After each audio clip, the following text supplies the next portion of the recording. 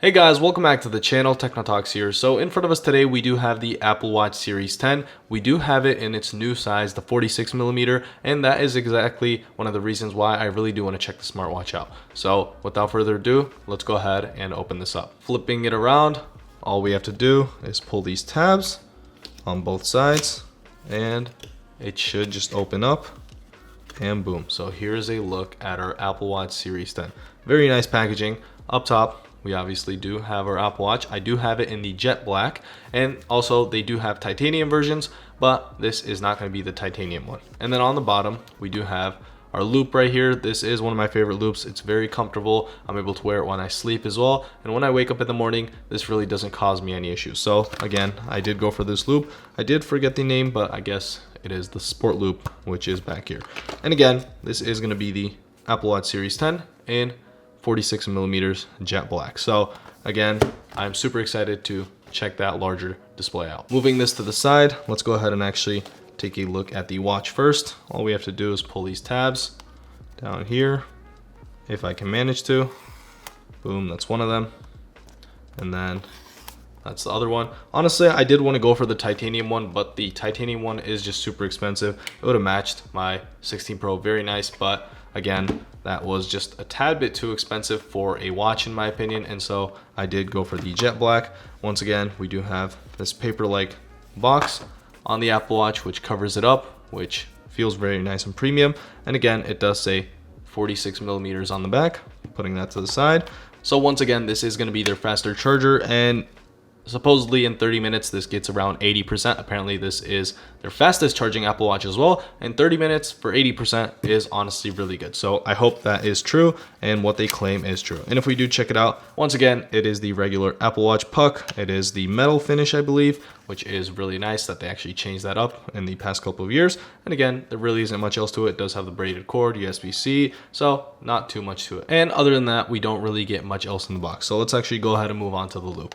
All right, taking a look at the loop. So all we have to do is pull this tab right here, and that is it. And then again, carbon neutral. So Apple's just getting closer. They're making their packaging more carbon neutral. And inside, we do have our band.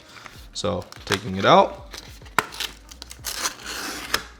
this is a fabric band, and again, this is probably my favorite band that Apple makes. It's very nice and simple, feels really nice. It's not too stretchy, but again, you are able to adjust it very easily and also take it on and off your wrist very easily. So again, this is honestly one of my favorite. I really did want to check out those metal ones, so I think I will be picking one up to show you guys, but for now, this is the one I went for. So taking a look at the main attraction, the jet black Apple Watch Series 10. Honestly, this is a Series 10, but I did expect a little more from Apple since, 10 years of Apple Watch.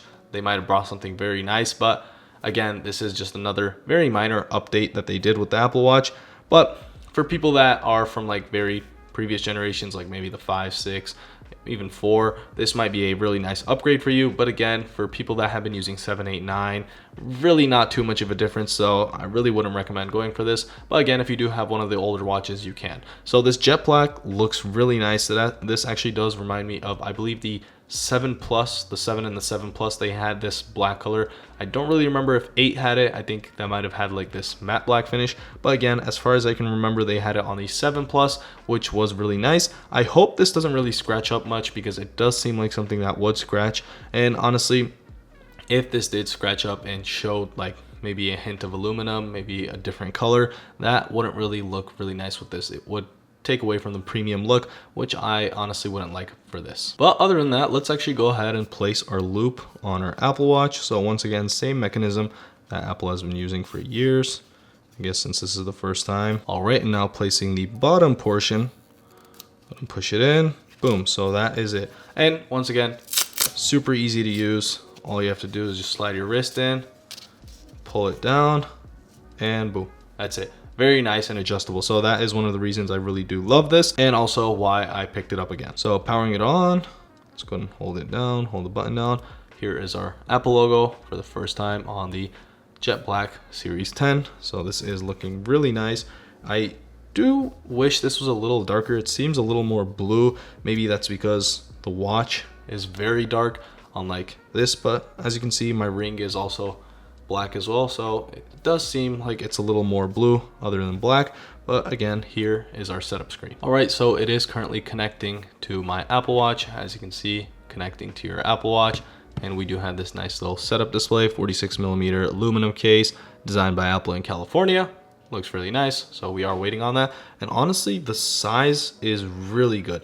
It's a thin case. It's not as thick as the Apple Watch Ultra. It's actually larger than the Apple Watch Ultra, and it just feels really nice. It doesn't look like anything too big on your wrist, unlike the Apple Watch Ultra, and you still do get basically everything you need and basically everything that the Apple Watch Ultra does on the Apple Watch Series 10. So unlike the Series 9, we did get the depth stuff this year. I do think they are going to be available on the Series 9 with an update, but I'm not exactly sure about that. I will have to look into that more, but we do get the depth sensor in here for 20 feet. All right, so the watch is now set up. That only took a couple of minutes, and here it is. So honestly, the biggest difference I'm really feeling is the 46mm display. It's really nice, but for me, smartwatches are a little different. I don't use them too much. I have multiple, but again, I don't use them too much, and it's mainly because I don't really find too much functionality in it. One of the main things that I really do like is the fact that I can see any of my notifications, so I can know when to pick up my phone if I really do need to.